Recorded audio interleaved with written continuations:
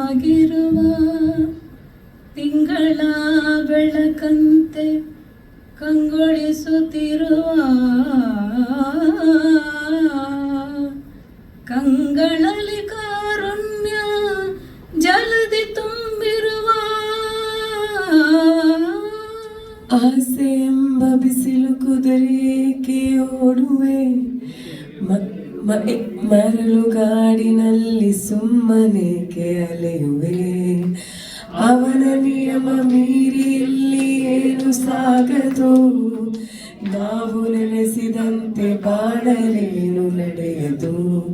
ಕನ್ನಡ ಚಿತ್ರರಂಗದಲ್ಲಿ ದೊಡ್ಡ ಮನೆ ಅಂದ್ರೆ ಅದು ಡಾಕ್ಟರ್ ರಾಜ್ಕುಮಾರ್ ಅವರಿದ್ದ ಮನೆ ಎಂದೇ ಇಂದಿಗೂ ಹೆಸರು. ಇಂತಹ ಮನೆಯಲ್ಲಿ ಅಣ್ಣ ಅವರ ಇಬ್ಬರು ಹೆಣ್ಣು ಮಕ್ಕಳಾದ ಲಕ್ಷ್ಮಿ ಮತ್ತು ಪೂರ್ಣಿಮಾ ತಮ್ಮ ಅಪ್ಪಾಜಿಯನ್ನು ಕಂಡ ಬಗೆ ಹೇಗೆ ಅಂತ ಇಲ್ಲಿ ಹೇಳಿದ್ದಾರೆ. ಇವರಿಬ್ಬರ ಜೊತೆ ಪೂರ್ಣಿಮಾ ಪುತ್ರಿ ನಟಿ ಧನ್ಯಾ ರಾಮ್ಕುಮಾರ್ ಕೂಡ ಮಾತಾಡಿರೋ, ಹಾಡಿರೋ, ಅಭಿಮಾನಿಗಳ ಪ್ರಶ್ನೆಗಳಿಗೆ ಉತ್ತರಿಸಿರೋ ಅಪರೂಪದ ಕಾರ್ಯಕ್ರಮದ ಝಲಕ್ ಇಲ್ಲಿದೆ. ಅವ್ರನ್ನ ಅಪ್ಪ ಅಂತ ಕರೆಯೋ ಅದೃಷ್ಟ ದೇವ್ರು ನನಗೆ ಕೊಟ್ಟಿದ್ದ.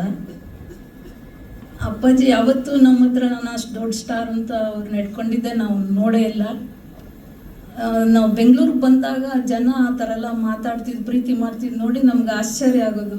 ಇವು ಅಪ್ಪಾಜಿ ಇಷ್ಟೊಂದು ಇದ್ದಿದ್ದಾರೆ, ನಮಗೇನು ಗೊತ್ತೇ ಇಲ್ವಲ್ಲ ಇದ್ರ ಬಗ್ಗೆ ಅಂತ. ಅಪ್ಪಾಜಿ ಯಾವತ್ತೂ ನಮಗೆ ಅದ್ರ ಬಗ್ಗೆ ಅವ್ರು ಹೇಳೂ ಇಲ್ಲ, ನಾವು ಕೇಳೂ ಇಲ್ಲ. ಆ ಥರ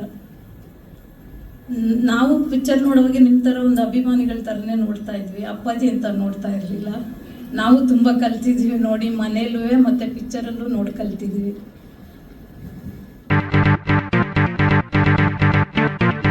ಮೊದಲು ಯೋಗ ಮಾಡೋಕ್ಕೆ ಮುಂಚೆ ಅವರು ಬರೀ ಎಕ್ಸಸೈಸ್ ಮಾಡ್ತಾಯಿದ್ರು. ಅವಾಗ ಎದ್ದ ತಕ್ಷಣ ಫಸ್ಟು ನಮ್ಮ ಮನೆ ಮೇಲೆ ಬೇವಿನ ಮರಗಳಿತ್ತು, ದೊಡ್ಡ ದೊಡ್ಡ ಬೇವಿನ ಮರಗಳು. ಅಲ್ಲಿ ಹತ್ತೋಗಿ ಎಲೆಗಳು, ಚಿಗುರು ಎಲೆಗಳು ಕಿತ್ತಿ ತಿನ್ನೋರು. ನಾವು ಅದೆಲ್ಲ ನೋಡಿ ಆಶ್ಚರ್ಯ ಪಡ್ತಿದ್ವಿ, ಅಪ್ಪಾಜಿ ಏನು ಇದೆಲ್ಲ ತಿಂತಾರಲ್ಲ ಅಂತ. ಮತ್ತು ತುಳಸಿ ಎಲೆ ತಿನ್ನೋರು, ಕರ್ಪೂರದ ಎಲೆ ತಿನ್ನೋರು. ಅವ್ರಿಗೆ ಸ್ವಲ್ಪ ಅಲರ್ಜಿ ಆಗ್ತಾಯಿತ್ತು, ಕರ್ಪೂರದ ಎಲೆ ಎಲ್ಲ ತಿನ್ನೋರು. ಅಷ್ಟೇ ಅಲ್ಲುಜ್ಜಿ ನಾರ್ಮಲಾಗಿ ಎಲ್ಲರ ಜೊತೆ ಕೂತ್ಕೊಂಡು ನಾವೆಲ್ಲ ಕೆಳಗಡೆನೆ ಕೂತ್ಕೊಂಡು ಊಟ ಮಾಡ್ತಾಯಿದ್ವಿ. ನಾವೆಲ್ಲ ಮಕ್ಕಳು ಜಾಸ್ತಿ, ಒಂದು 20 ಮಕ್ಕಳು ಇರ್ತಾಯಿದ್ವಿ. ಅಪ್ಪಾಜಿ, ಅಮ್ಮ, ನಾವು ಎಲ್ಲರೂ ಒಟ್ಟಿಗೆ ಕೂತಿ ತಿಂಡಿ ಊಟ ಎಲ್ಲ ಮಾಡ್ತಾ ಇದ್ದಿತ್ತು. ಅವ್ರಿಗೆ ಏನಾರ ತಿನ್ನಿಸ್ಬೇಕು ಅನ್ಸಿದ್ರೆ ಎಲ್ಲರನ್ನೂ ಕರೆದು ಬಾಯಿಗೆ ಹಾಕೋರು. ಅವ್ರ ಜೊತೆ ಕೂತ್ಕೊಂಡು ಊಟ ಮಾಡ್ತಾ ಇದ್ವಿ ಖುಷಿಯಿಂದ. ಅಪ್ಪಾಜಿ ಎಲ್ಲರಿಗೂ ಅಮ್ಮನೇ ಬಡಿಸ್ಕೊಡ್ತಾ ಇದ್ರು ಎಲ್ಲರಿಗೂ. ನಮ್ಮತ್ತೆ ಎಲ್ಲ ನಮ್ಮ ಜೊತೆನೇ ಇದ್ರು. ನಾವು ನಮ್ಗೊಂದು ಭಾಗ್ಯ, ಎಲ್ಲರ ಜೊತೆಲಿ ಬೆಳೆಯೋಂಥ ಭಾಗ್ಯ ದೇವ್ರು ನಮ್ಗೆ ಕೊಟ್ಟಿಲ್ಲ. ಅದು ಹೇಳ್ಕೊಳೋದು ನಮ್ಗೆ ತುಂಬ ಖುಷಿ ಆಗುತ್ತೆ.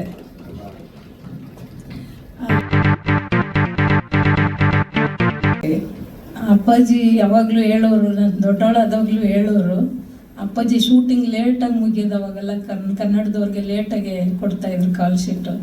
ಅಪ್ಪಾಜಿ 11 ಗಂಟೆ 12 ಗಂಟೆಗೆ ಬಂದು ನನ್ನ ಕರೆದ್ರೂ ನಾನು ಅಂತ ಇದ್ದೆ ಅಂತ ಅದನ್ನ ಹೇಳ್ಕೊಂಡು ಭಾಳ ಖುಷಿ ಪಡೋರು. ನನ್ನ ಮಗಳನ್ನ ಎಷ್ಟೊತ್ತಿನಲ್ಲಿ ಕರೆದ್ರೂ ಮಾತಾಡ್ತಾಳೆ, ತುಂಬ ಚಿಕ್ಕವಳಿದ್ದೆ ಅಂತ ಅಪ್ಪಾಜಿ ಹೇಳೋರು. ತುಂಬ ಸಂತೋಷ.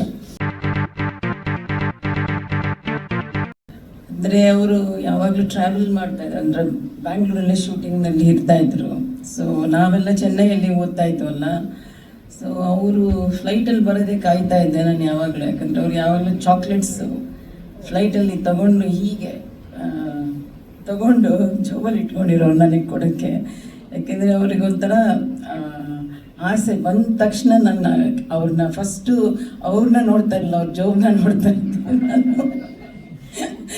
ಹಾಗೆ ಅಂದರೆ ಬರೀ ನಮಗೆ ಅವರು ನಮಗೆ ಅವ್ರು ಬೇರೆ ಯಾವ ಥರನೂ ಗೊತ್ತಾಗ್ತಾ ಇರಲಿಲ್ಲ. ಅವ್ರು ಬರೀ ನಮಗೆ ಅಪ್ಪಾಜಿ ಬಂದ್ರಲ್ಲ ಸದ್ಯ, ಅಪ್ಪಾಜಿ ಅಮ್ಮ ಅಂದರೆ ಅವ್ರು ಬಂದಿದ್ದಾರೆ ಅಂತ ಗೊತ್ತಾಗ್ತಿದ್ದಿದ್ದು ಹೇಗೆ ಅಂದರೆ ಅಮ್ಮ ಮಲ್ಲಿಗೆ ಹೂ ಮುಡ್ಕೊಂಬರೋರು ಯಾವಾಗಲೂ ಬೆಂಗಳೂರಿಂದ ಬಂದಾಗ. ಸೊ ಆ ಸ್ಮೆಲ್ ಬರೋದು, ನಾವು ಒಳಗಡೆ ಎಂಟ್ರ್ ಆದ ತಕ್ಷಣ ಮನೆಗೆ ಮೇಲ್ಗಡೆ ಅವ್ರು ಇದ್ದಾರೆ ಅಂತ ಗೊತ್ತಾದ ತಕ್ಷಣ ಓಡೋಗ್ತಿದ್ವಿ ಎಲ್ಲರೂ ನಾವು. ಅಮ್ಮ ಅಪ್ಪಾಜಿ ಎಲ್ಲ ಬಂದರು ಅಂತ ಆ ಸ್ಮೆಲ್ ಬಂದ ತಕ್ಷಣ ಗೊತ್ತಾಗ್ತಿತ್ತು. ಆ ಸ್ಮೆಲ್ ಇಲ್ಲ ಅಂದರೆ ಅವ್ರು ಇನ್ನೂ ಬಂದಿಲ್ಲ ಅಂತ ಗೊತ್ತಿರೋದು ನಮಗೆ. ಸೊ ದಟ್ಸ್ ಹೌ ನಾವು ಯಾವಾಗಲೂ ವೆಯ್ಟ್ ಮಾಡ್ತಿದ್ವಿ ಅವ್ರಿಗೆ ಬರೋದು. ಮೊದಲು ಸಿನಿಮಾ ಮಾಡಿದಾಗ ನಾನು ತುಂಬ ಚಿಕ್ಕವಳು, ಕುಲಗೌರವ ಮಾಡಿದಾಗ ನನಗೆ ಅಷ್ಟೇನು ಗೊತ್ತಿಲ್ಲ. ಸೊ ಶ್ರೀನಿವಾಸ್ ಕಲ್ಯಾಣ ಮಾಡಬೇಕಾದ್ರೆ ಒಂದು ಚೂರು ನನಗೆ ತಿಳಿದಿದೆ ಅಷ್ಟೇ. ಅದೇ ಕೃಷ್ಣನ ಪಾತ್ರ ಮಾಡಿದ್ದೆ ನಾನು ಆ ಸಿನಿಮಾ. ಅದೇ ಅಪ್ಪಾಜಿದು ಚಿಕ್ಕ ವಯಸ್ಸೇ ಮಾಡಿದ್ದು. ಅದು ಕೂಡ ನನಗೆ ಅಷ್ಟು ನೆನಪಿಲ್ಲ. ಅಂದರೆ ನಮ್ಮ ಜೊತೆಯಲ್ಲಿ ಇವರೆಲ್ಲ ಎಲ್ಲರೂ ಬರ್ತಾಯಿದ್ರು, ನಮ್ಮ ಕಸಿನ್ಸ್ ಎಲ್ಲ, ನಮ್ಮ ಅಕ್ಕ ಎಲ್ಲರೂ. ಸೊ ನನಗೆ ಅಷ್ಟೊಂದು ಆವಾಗ ಇನ್ನೂ ಅರ್ಥ ಆಗ್ತಿರ್ಲಿಲ್ಲ. ಬಟ್ ಪ್ರೇಮದ ಕಾಣಿಕೆ ಮಾಡಬೇಕಾದ್ರೆ ನನಗೆ ಚೆನ್ನಾಗಿ ನೆನಪಿದೆ, ಯಾಕೆಂದರೆ ಅದು ನನ್ನ ರಿಯಲ್ ಕ್ಯಾರೆಕ್ಟರ್ ಅಂತಲೇ ಆ ಸಿನಿಮಾಗೆ ನಾನು ಮಾಡಬೇಕಾಗಿತ್ತು ಅಷ್ಟೇ. ಬಟ್ ತುಂಬ ಸಲ ಸಿನಿಮಾದಲ್ಲಿ ಮಾಡಬೇಕಾದ್ರೆ ನಮ್ಮ ತಂದೆ ಹತ್ರ ನಾನು ಬಯಸ್ಕೊಂಡಿರೋದು ಉಂಟು. ಯಾಕೆಂದರೆ ಟೇಕ್ಗಳು ಸರಿಗೆ ಬರ್ತಾ ಇರಲಿಲ್ಲ, ನನಗೇನೇನು ಬೇಕಾಗಿತ್ತು ಅದೆಲ್ಲ ಬರೋವರೆಗೂ ಮಾಡ್ತಾ ಇರಲಿಲ್ಲ ಕೆಲವು ಸಲ. ಅದೆಲ್ಲ ಕೂಡ ಇತ್ತು. ನಮ್ಮ ತಂದೆ ನನಗೆ ಸ್ವಲ್ಪ ಬುದ್ಧಿವಾದ ಕೂಡ ಹೇಳ್ತಿದ್ರು, ಹಿಂಗೆಲ್ಲ ಮಾಡಬಾರ್ದು ಅಂತ. ಬಟ್ ಹೆಂಗೋ ಮ್ಯಾನೇಜ್ ಮಾಡಿದ್ದಾಯಿತು ಅಂದರೆ. But it was a lovely experience. ನನಗೆ ಒಂದು ಪಿಕ್ನಿಕ್ ಥರ ಅಷ್ಟೇ, ನಮ್ಮ ತಂದೆ ಜೊತೆ ಕಾಲ ಕಳೆಯೋಷ್ಟೇ. ಯಾಕಂದರೆ ನಮಗೆ ಸಾಕಷ್ಟು ಟೈಮು ಕೊಡ್ತಾ ಇರಲಿಲ್ಲ, ಇರೋಕ್ಕಾಗ್ತಿರ್ಲಿಲ್ಲ ಅವ್ರು ನಮ್ಮ ಜೊತೆಗೆ. ಸೊ ನಮಗೇನಂದ್ರೆ ಅವ್ರು ಬಂದರೆ ಸಾಕು, ಅವ್ರ ಜೊತೆಗೆ ಇದ್ದರೆ ಸಾಕು ಅನ್ನೋದೊಂದೇ ನಮಗೆ ಅಷ್ಟೇ.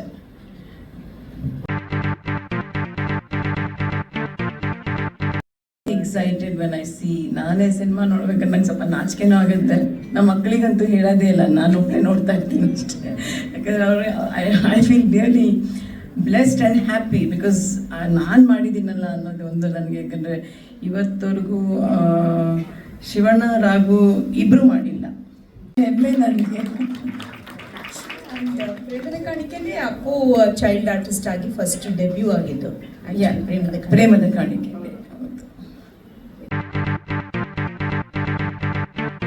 Actually, I am a millennial, but I mean, more or less that Gen Z attitude. I understand.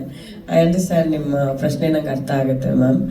So ಅದ್ರ ಬಗ್ಗೆ ಹೇಳೋದಿದ್ರೆ ಆ್ಯಕ್ಚುಲಿ ಜಸ್ಟ್ 2 weeks ಬ್ಯಾಕ್ ನಾನು ಪಾಂಡಿಚೇರಿಯಲ್ಲಿ ಆದಿಶಕ್ತಿ ಅಂತ ಎಲ್ಲರೂ ಕೇಳಿದ್ದೀರಾ, ಅಲ್ಲಿ ನಾನು ಒಂದು 10 ದಿವಸ ವರ್ಕ್ಶಾಪ್ಗೆ ಹೋಗಿದ್ದೆ, ಥಿಯೇಟರ್ ಆ್ಯಂಡ್ ಆ್ಯಕ್ಟಿಂಗ್ ವರ್ಕ್ಶಾಪ್.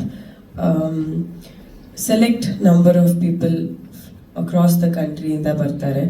ಅಂದರೆ ಬೆಂಗಳೂರಿಂದ 2-3 ಜನ ಇದ್ದರು, ಚೆನ್ನೈ ಇರ್ಬೋದು, Hyderabad, North India, everywhere. First 5-6 days ನಾನು ನನ್ನ ಬ್ಯಾಕ್ಗ್ರೌಂಡ್ ಇರಲಿ ಅದನ್ನೇನು ನಾನು ಹೇಳ್ಕೊಳ್ಳೋಕ್ಕೆ ಹೋಗಿಲ್ಲ. ಅದು ಹೇಗೆ ರಿವೀಲ್ ಆಯಿತು ಅನ್ನೋದ್ರ ಬಗ್ಗೆ ನಾನು ಹೇಳಿದ್ರೆ ನಿಮ್ಮ ಪ್ರಶ್ನೆಗೆ ಒಂದು ಉತ್ತರ ಸಿಕ್ತಂಗೆ ಆಗುತ್ತೆ. ಯಾಕೆ ಅಂದರೆ the coach, the main trainer Vinay sir ಅಂತ, Vinay Kumar sir is a very very famous theatre artist and founder of Adishakti ಅಂತಲೇ ಹೇಳ್ಬೋದು. ಸೊ ಕ್ಲಾಸ್ ನಡೀತಾ ಇತ್ತು ಆ್ಯಂಡ್ ಅವರಿಗೆ ನಾನು ಯಾರು ಅಂತ ಹೇಗೆ ಗೊತ್ತಾಯಿತು ಅದು ನನಗೆ ಗೊತ್ತಿಲ್ಲ, ಯಾಕಂದರೆ ನಾನು ಅದೇನು ಹೇಳಕ್ಕೆ ಹೋಗಿರಲಿಲ್ಲ. So halfway through class ಅವ್ರು ಏನು ಮಾಡಿದ್ರು ಅಂದರೆ ಸ್ಟಾರ್ಟೆಡ್ ಅವರ ಎಕ್ಸ್ಪೀರಿಯನ್ಸಸ್ ಹೇಳಿದ್ರು, ಅವ್ರಿಗೆ ಇಂಪ್ರೆಸ್ ಆದಂಥ ಪರ್ಫಾರ್ಮೆನ್ಸಸ್, ಆ್ಯಕ್ಟರ್ಸ್ ಬಗ್ಗೆ ಮಾತಾಡ್ತಾ ನನಗೆ ನೋಡಿದ್ರು. I don't mean to patronise, but ಕನ್ನಡದಲ್ಲಿ ರಾಜ್ಕುಮಾರ್ ಅಂತ ಒಬ್ಬರಿದ್ದಾರೆ, ಅವರ ಒಂದು ಕಂಠ ಅಂದರೆ ಅವರ ವಾಯ್ಸ್, ಅವರ ಡೆಪ್ತ್ ಇನ್ ಆ್ಯಕ್ಟಿಂಗ್ ಅಂದರೆ ಅವರ ಪರ್ಫಾರ್ಮೆನ್ಸ್ ಇರಲಿ, ನಟನೆ, ಅದ್ರ ಬಗ್ಗೆ ಅವರು ಮಾತಾಡೋಕ್ಕೆ ಶುರು ಮಾಡಿದ್ರು. ಆ್ಯಂಡ್ ಈ ಸೈಡ್ ನನ್ನ ಫೇವ್ರೆಟ್ ಆ್ಯಕ್ಟರ್ಸಲ್ಲಿ ಅವರೊಬ್ಬರು ಆಗಿರ್ತಾರೆ ಅಂತ. ಸೊ ಅಲ್ಲಿ ಕೂತಿರೋ ಜನರಿಗೆ ಯಾರಿಗೂ ಒಂದಷ್ಟು ಜನರಿಗೆ ಐಡಿಯಾ ಇತ್ತು, ಒಂದಷ್ಟು ಜನರಿಗೆ ಇರಲಿಲ್ಲ. ಯಾಕೆಂದರೆ ನೀವು ಹೇಳಿದ ಹಾಗೆ ಜೆನ್ ಝಿ ಅಲ್ವಾ. ಸೊ ಆಗ ಅವರು ಹೋಗಿ ವಾಪಸ್ ಗೂಗಲ್ ಮಾಡಿ, ಓ ಇಂಥ ಒಬ್ಬ ನಟ ಇದ್ದರು. ಆ್ಯಂಡ್ ಅವಾಗ ನನಗಾದಂಥ ಒಂದು ಹೆಮ್ಮೆ ಇರಲಿ ಅಥವಾ ಒಂದು ಭಾವನೆ, ಅಂದರೆ ನಾನು ಯಾವ ಥರ ಒಂದು ಲೆಗಸಿಯಿಂದ ಬರ್ತೀನಿ ಅಂತ ಅವಾಗ ನನಗೆ ಒಂದು ಅರ್ಥ ಆಯಿತು, ಒಂದು ಹೊಸ ಅರ್ಥ ಆಯಿತು.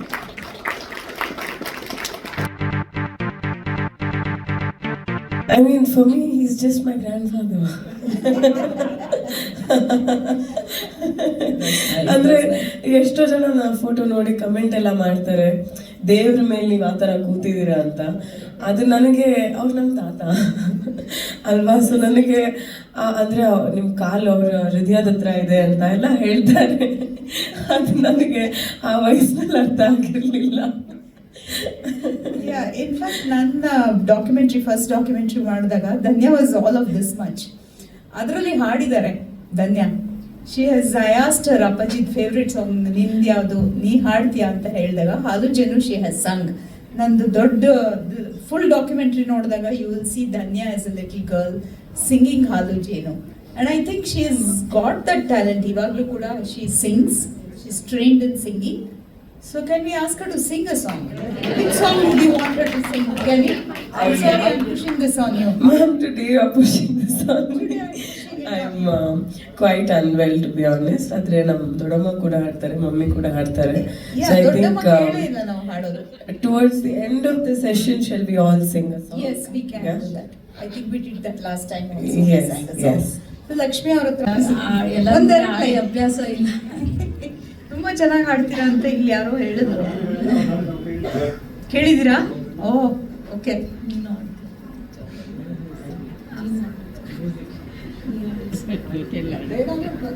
ಇಬ್ರು ಸಿಸ್ಟರ್ಸ್ ನೋಡಿ. ಶೃಂಗೇರಿಯಲ್ಲಿ ದಿವ್ಯ ಜ್ಯೋತಿಯಾಗಿರುವ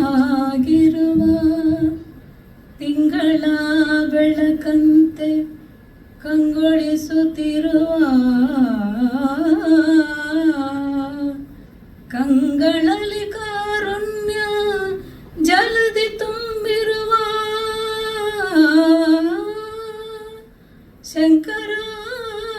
ಶಂಕರಾಚಾರ್ಯರಿಗೆ ಒಲಿದು ಬಂದ ತಾಯೇ ಶಾರದೆ.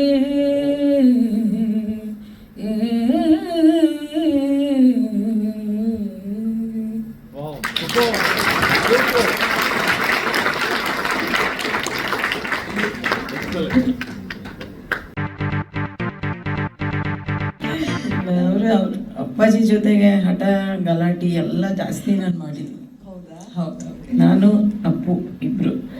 ನಮ್ಮ ಅಕ್ಕ ಮೊದಲಿಂದನೂ ಸಾಫ್ಟೇ, ತುಂಬ ಸಾಫ್ಟ್ ಅವಳು ಲಕ್ಷ್ಮಿ. ಮತ್ತು ಶಿವಣ್ಣ ಆಗಲಿ ಏನೇ, ಶಿವಣ್ಣ ಜಾಸ್ತಿ ಹೊರಗಡೆನೆ ಆಟ ಆಡೋದಷ್ಟೇ. ಮತ್ತು ರಾಘು ಸ್ವಲ್ಪ ಸೈಲೆಂಟೆ. ಸೊ ಏನೇ ಗಲಾಟೆ ಇದ್ರೂ ನಂದು ಮತ್ತು ನಮ್ಮ ಚಿಕ್ಕವನು ಅಷ್ಟೇ. ಹಾಗಾದ್ರೆ ಎಲ್ಲ ಕೊಡಿಸ್ತಾ ಇದ್ರು ನೀವು ಕೇಳಿದ್ದೆಲ್ಲ ಡಿಮ್ಯಾಂಡ್? ಅವ್ರಿಗೆ ಖಂಡಿತ ದುಡ್ಡು ಎತ್ಕೊಡಕ್ಕೆ ಬರ್ತಾನೆ ಇರಲಿಲ್ಲ ಅಪ್ಪಾಜಿಗೆ. ಎಲ್ಲ ಅಮ್ಮನಿಗೆ ಹೇಳೋರು ಅಷ್ಟೇ, ಕರ್ಕೊಂಡು ಹೋಗ್ಬಿಡ್ಬೇಕು, ತಗೊಟ್ಬಿಡ್ಬೇಕು ಅಷ್ಟೇ. ಬಟ್ ಅದರಲ್ಲೂ ಕೂಡ ಮಾಡರೇಟ್, ಒಂದು ಲಿಮಿಟೇಷನ್. ನಾವು ಕೇಳಬೇಕಾದ್ರೂ ಕೂಡ ಏನಂದರೆ ಅದು ಕೇಳಕ್ಕೆ ಆಗ್ತಿರ್ಲಿಲ್ಲ ಅವ್ರ ಹತ್ರ. ಎಷ್ಟು ಬೇಕಷ್ಟೇ, ಅದು ಮೀರಿ ಯಾವತ್ತೂ ನಾವು ಕೇಳಿಲ್ಲ ಅವ್ರನ್ನ.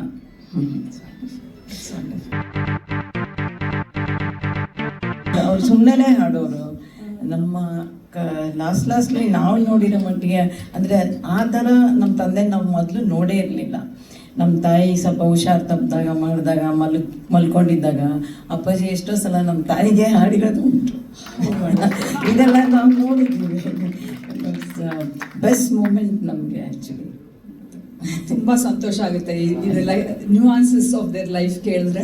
ತುಂಬ ಜಾಸ್ತಿ ಭಕ್ತಿಗೀತೆಗಳು ಅವ್ರಿಗೆ ಯಾವುದಾದ್ರೂ ಒಂದು ರಾಗ ಬೆಳಗ್ಗೆಯಿಂದ ಹಿಡ್ಕೊಂಡ್ರೆ ಸಾಯಂಕಾಲದವರೆಗೂ ಅದೇ ರಾಗದಲ್ಲಿ ಎಷ್ಟು ಹಾಡು ಅವ್ರಿಗೆ ನೆನಪಾಗುತ್ತೆ ಅಷ್ಟು ಹಾಡು ಹಾಡ್ತಾಯಿದ್ರು. ಅದರಲ್ಲಿ ತಮಾಷೆ ಕೂಡ ಮಾಡೋರು, ನಮ್ಮನ್ನು ನೋಡಿ, ನಮ್ಮ ತಾಯಿ ನೋಡಿ, ಎಲ್ಲರೂ ನೋಡಿ ಏನಾದರೂ ಒಂದೊಂದು ಹಾಡು ಹೇಳೋರು.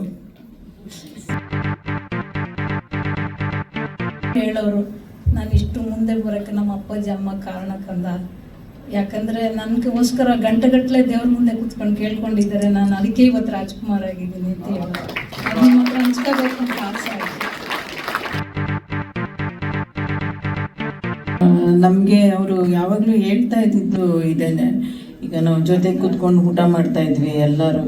ಈಗ ಕೆಲಸ ಮಾಡೋರು ನಾವು ಹೀಗೆ ಹಾಗೆ ಅನ್ನೋದು ನಮ್ಮ ಮನೇಲಿ ಇರಲಿಲ್ಲ. ಡಿಫ್ರೆನ್ಸ್ ಆಫ್ ಒಪಿನಿಯನ್ ಏನಿರಲಿಲ್ಲ. ನಾವು ಎಲ್ಲರೂ ಜೊತೆಗೆ ಕೂತ್ಕೋಬೇಕಾಗಿತ್ತು. ಯಾಕೆಂದರೆ ಅವ್ರು ಏನು ಹೇಳ್ತಿದ್ರು ಅಂದರೆ, ಬರೀ ಅವರು ನಾಟಕದ ಕಂಪ್ನಿಲಿ ಕೆಲಸ ಮಾಡಬೇಕಾದ್ರೆ ಒಳ್ಳೆ ಊಟ ಮಾಡಿದ್ವಿ ನಾವು, ಒಳ್ಳೆ ನಮ್ಮ ಹೊಟ್ಟೆ ತುಂಬ ಊಟ ಆಗ್ತಾಯಿದ್ರು ಅಂತ ಹೇಳ್ತಾಯಿದ್ರು ಅಪ್ಪಾಜಿ. ನಮ್ಮ ಅಜ್ಜಿ ಅವರು ಏನೇ ಕೊಟ್ಟರು ಏನೇ ಮಾಡಿದ್ರು ಮಿಕ್ಕಿದ್ದನ್ನು ಕೂಡ ಕೆಲವ್ರಿಗೆ ಅಕ್ಕಪಕ್ಕದಲ್ಲಿ ಇರೋರಿಗೆ ಎಲ್ಲರಿಗೂ ಹಂಚಿ ಊಟ ಮಾಡ್ತಾಯಿದ್ರು ಅಂತ ಹೇಳ್ತಾ ಇರ್ತಾರೆ ಅಪ್ಪಾಜಿ. ಯಾವಾಗಲೂ ನೆನೆಸ್ಕೊಳ್ಳೋರು ಯಾವಾಗಲೂ ನಮ್ಮ ಅಪ್ಪಾಜಿ. ಹಂಗಾಗಿ ನಮ್ಗೆ ಹೇಳೋರು, ತಟ್ಟೆ ಮೇಲೆ ಹಾಕ್ಸ್ಕೊಳ್ಳೋಕೆ ಮುಂಚೆ ಯೋಚನೆ ಮಾಡಿ, ಪೂರ್ತಿ ತಿನ್ನೋದಾದರೆ ಹಾಕ್ಸ್ಕೊಳ್ಳಿ, ಇಲ್ಲಾಂದರೆ ಬೇರೆಯವ್ರಿಗಾರು ಹಾಕಿ, ಮಿಕ್ಕಿದ್ದನ್ನ ಇಡಬೇಡಿ, ಬೇರೆಯವ್ರಿಗೆ ಕರೆದು ಕೊಡಿ, ಇಲ್ಲದೇ ಇರೋರು ತುಂಬ ಜನ ಇದ್ದಾರೆ ಅಂತ.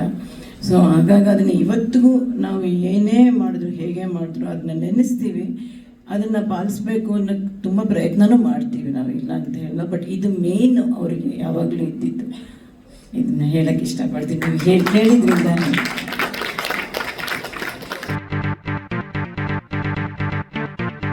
ನನಗೆ ಎಲ್ಲ ಸಿನಿಮಾ ಇಷ್ಟ. ಬಂಗಾಳದ ಪಂಜರ ನನಗೆ ತುಂಬ ಇಷ್ಟ. ಬಿಕಾಸ್ ಅದರಲ್ಲಿ ಅಪ್ಪಾಜಿದು ಕಾಮಿಡಿ ಆಗಿರ್ಬೋದು, ಪ್ರತಿಯೊಂದು ಸೀರಿಯಸ್ನೆಸ್ ಇರಲಿ ಏನಿರಲಿ, ಯಾಕಂದರೆ ಅದೊಂದು ಪಕ್ಕಾ ವಿಲೇಜ್ ಸಬ್ಜೆಕ್ಟ್. ಸೊ ಅವ್ರನ್ನ ಅಂದರೆ ಆ್ಯಕ್ಚುಲಿ ಅವ್ರಿಗೆ ಆಗಿ ಇರೋದೇ ಇಷ್ಟ ಇತ್ತು, ಹೋಗ್ಬರ್ಬೇಕು ಅಂದಿತ್ತು. ಹೌದು, ಹಳ್ಳಿಗೆ ಹೋಗಬೇಕು ಅನ್ನೋ ಆಸೆನೇ ಜಾಸ್ತಿ ಇದ್ದಿದ್ದು ಅವರಿಗೆ. ಪ್ರತಿ ಸಲ ಯಾವಾಗಲೂ ಹೇಳೋರು, ನಮ್ಮ ಸಮ್ಮರ್ ಹಾಲಿಡೇಸ್, ನಮ್ದು ಆ್ಯಕ್ಚುಲಿ ಸಮ್ಮರ್ ಹಾಲಿಡೇಸ್ ನಮ್ಮ ಜಾಗ ಬಂದು ನಮ್ಮ ನೇಟಿವ್ ಪ್ಲೇಸ್ ಗಾಜನೂರೇ. ನಾವು ಹೋಗಿರೋದು ಅಬ್ರಾಡ್ ಎಲ್ಲ ಎಲ್ಲೂ ಹೋಗಿಲ್ಲ, ನಾವೆಲ್ಲ ಗಾಜನೂರಿಗೆ ಹೋಗಿರೋದು. ಬಾನಿಗೊಂದು ಎಲ್ಲೇ ಎಲ್ಲಿದೆ ನನ್ನ ಫೇವ್ರೆಟ್ ಸಾಂಗು. ಎಲ್ಲಿ ಹೋದ್ರೂ ಅದನ್ನೇ ಹಾಡೋದು. ಅದರಲ್ಲಿರುವಂಥ ಅರ್ಥ ನನಗೆ ನನ್ನ ಲೈಫಲ್ಲಿ ನನಗೆ ಎಲ್ಲೋ ಕನೆಕ್ಟ್ ಆಗಿದೆ ಅಂತ ಅನ್ಸುತ್ತೆ. ಸೊ ಅದನ್ನೇ ಹಾಡ್ತೀನಿ. ಮತ್ತೆ ಬರುವ ಪ್ಲೀಸ್ ನೀವು ನನ್ನ ಜೊತೆಗೆ ಹಾಡಿದ್ರೆ.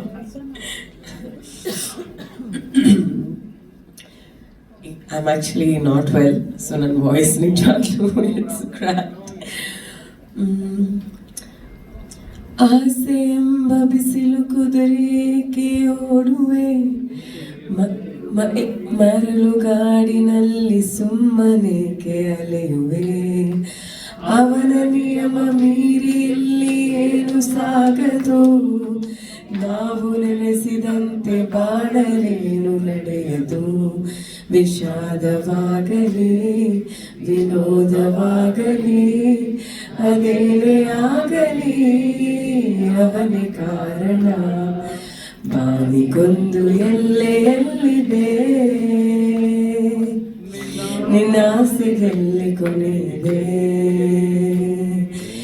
ಏಕೆ ಕನಸು ಕಾಣುವೆ, ನಿಧಾನಿಸು ನಿಧಾನಿಸು.